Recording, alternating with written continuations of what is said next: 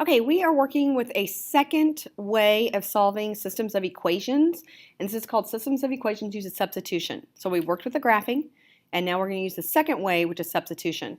So we're going to work on with these two equations, these two systems of equations, and you're going to be working down on this page.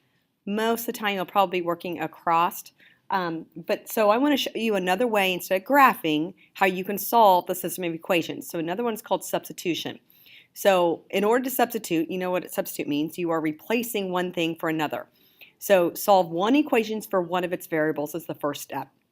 You have two equations here, and I always look to see which one's going to solve for one of the variables the easiest way or the fewest steps. So when we look at this first equation, you have x minus y equals 1, and this one is 3x plus 2y equals 8. Well, it says solve the first equation for x. You really could do either way, but if you solve for x, meaning you get x by itself, all you have to do is add the y. You have a one-step equation. Now, if you wanted to solve for the y and get y by itself, you'd have to subtract x and then divide by a -1. So there's two steps there and more error, chances of error. So this is why it's telling you to solve for x first. It really doesn't matter which variable you solve for. I always look ahead to see which one's going to be the simplest, which one's going to be the fewer steps. So what they did is they took this equation and they solved then for x equals 1 plus y. So that's your first step, is get one of them to where you have the variable by itself. The second step is substitute the expression found into the equation not used, solve for the other variable. So now here's our new equation, x equals 1 plus y. Well, it's telling us that x equals this expression. So what you're doing is substituting that in for x. Now you got to make sure that it's saying 3 times that whole thing, so you need to make sure you have your parentheses when you substitute in. So you're saying 3 times x, which is now 1 plus y plus 2y equals 8. At this point, your goal is so you can get it in the same variable, so you can solve for that variable. So now you need to go through and solve for that other variable. So make sure you distribute correctly, especially when there's negatives, and make sure you distribute that 3 to all terms inside the parentheses. So now you're going to solve just like a normal multi-step equation. So distribute, combine like terms. Now it's your two-step equation. So 5y equals 5, y equals 1. So now we have solved for one of the variables. So when y equals 1, if you then go back and you put y back into your equation, you can then solve for x. So if you know y equals 1, substitute the value found in the second variable into the equation found in the first step to solve. So we're going to plug this y, so we know our y is 1, and then we're going to plug that y in for that equation, and so x is going to equal 2. Now, your last thing, always check your answers. And like I said before, it's best to check it back into the original, just in case you made an error somewhere in your changing. Okay, so I'm going to check both of them. So this is the x minus, what am I doing? X minus y equals 1, and 3x plus 2y equals 8. You're going to substitute back in, so I think my answer, I believe my solution is going to be 2, 1, if this is correct.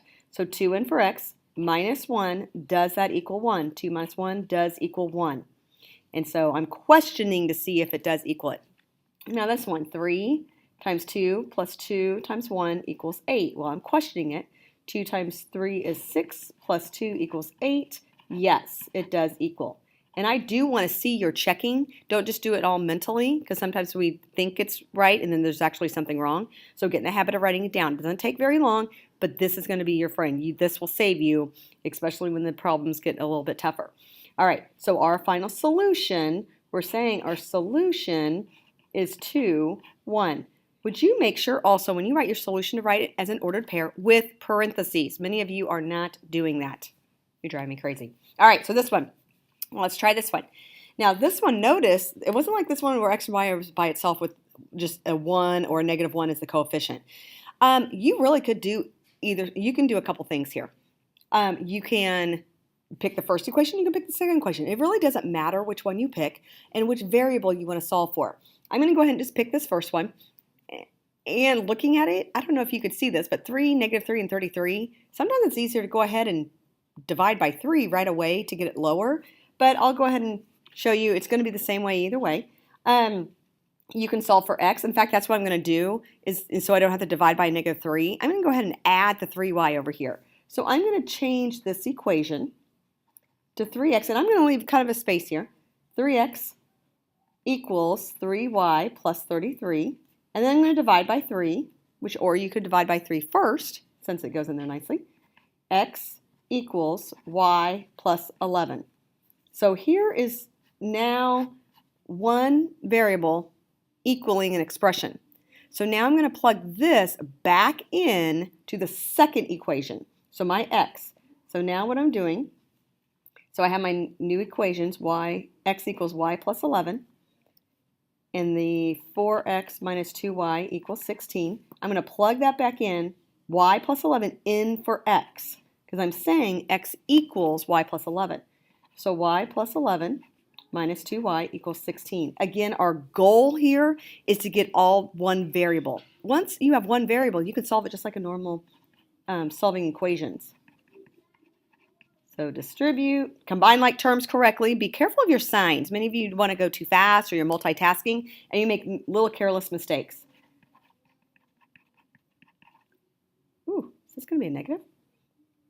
Minus 44, minus 44. 2y. Okay, so 44 minus 16. Need to, quickly do that on the other side here. 28, negative 28, and y equals a negative 14. So that's what I'm thinking it is. Okay, so now y equals a negative 14. So I'm going to plug it back in to this equation here. So I'm going to say x equals negative 14 plus 11. So x should equal a negative 3. So my ordered pair should be negative 3, negative 14. So let's test this. So negative 3, back into the original. Now this is where it gets, you got quite a few problems here, or larger. So 3x minus 3y equals 33. I like to rewrite it so I don't have to continue looking back up. Okay, so 3, negative 3, minus 3 times the negative 14. Does that equal 33? Okay. So we have a negative 9. This is a negative and a negative. That's positive. And that is 42. Does that equal 33? 42 minus 9 is 33. So that one works. But now I have to check the second one. Check both. It's amazing how many times one works and then the other one doesn't. So that's 4x minus 2y equals 16. 4 times a negative 3. Minus 2 times a negative 14. Does that equal 16? That's a negative 12 plus, you're multiplying, 28. Does that equal 16? And it does. So our solution, this is the solution, negative 3, negative 14. Okay? Okay, so then, same thing, this equation here. So here's one that you can practice. I would add the 5y. And get x by itself, and then substitute it in. So that, go ahead and continue that one, fill all that out. Your assignment is going to be in the textbook, and I should have written it right here, but your assignment is going to be in the textbook. I will get that on the website because I believe the assignment sheet is already finished. Sorry this is so long. All right, thanks guys.